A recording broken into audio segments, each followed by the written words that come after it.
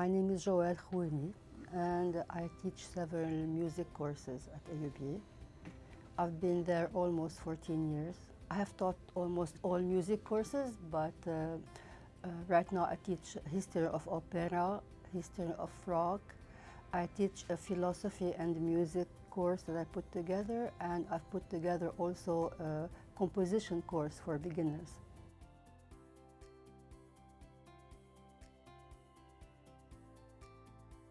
Well, it's complex, so it's many different things happening at the same time.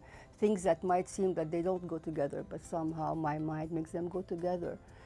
That's sort of how I think life sometimes. Philosophy is a vision on life, is you putting together your whole thoughts, you know. And I think music sort of functions the same way. Sometimes I feel like a traitor to music. I get tired and I start to get more into literature or philosophy.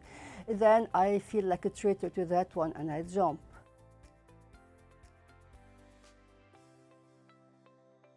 You can be very academic and sort of go into how did this one compose, how contemporary music evolved. You can.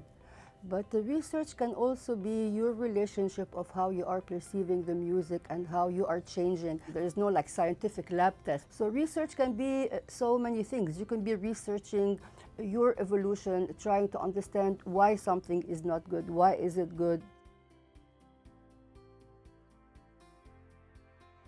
When I was like 17, I came to the States to study engineering. I knew nothing about engineering, but I was very good at math. And it annoyed everybody that a young girl wanted to come to America to study engineering. Like, why not be a secretary? That was my mother's thing. But I got bored to death studying engineering. I was good. And I thought it was very stupid to try to prove that you are smart by doing something you don't like. And I took a music course as an elective. And I got hooked. I just fell in love. And I thought, either I do this or I die. And I fell in love with Bach, I just want to do this. And I started doing it. And my family was not happy with it, so I had to do a double major and I got a BA in economics.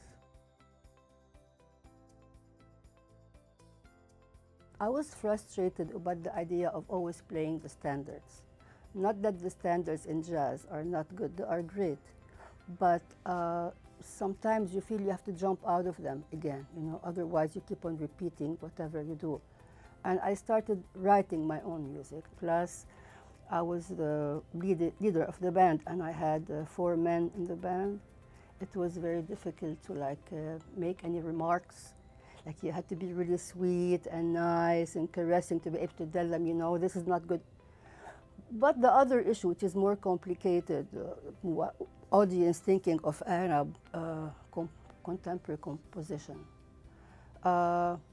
What I don't like about, even when I apply for funds sometimes, whatever, that you somehow have to prove you're an Arab. I am an Arab. And I feel that a lot of Arab composers living abroad, I know some of the best ones living in France, whatever, they all go through the same thing, where if they try to do just the music they want to do, nobody really cares. They always have to introduce something Arabic, even if in an artificial way. And that's always difficult, you know, to keep doing exactly what you want to do and not fall in that trap. What part of music, if your music is Arabic? See, I've no idea. The idea of being a composer is to try to break and to find your own voice, you know.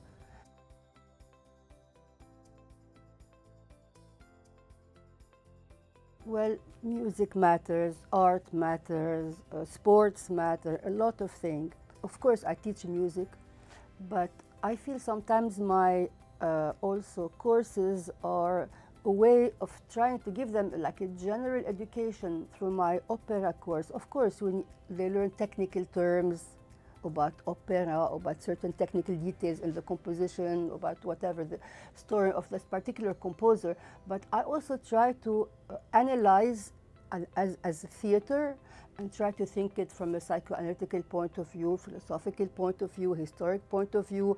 I try to, so liberal education, I try to put them in touch with the whole culture, because I think the way things are going now, everything is so specialized and they're just thinking, what job am I going to get after I get? Sometimes I ask them in my philosophy course, you know, what is your dream? They said, what do you mean, what is your dream?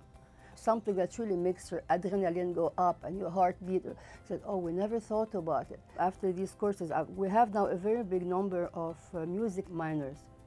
I mean, when I started, there was only 1 or 2. Now we have like 25 music minors. And they would love it if we had a BA in music, but we don't yet.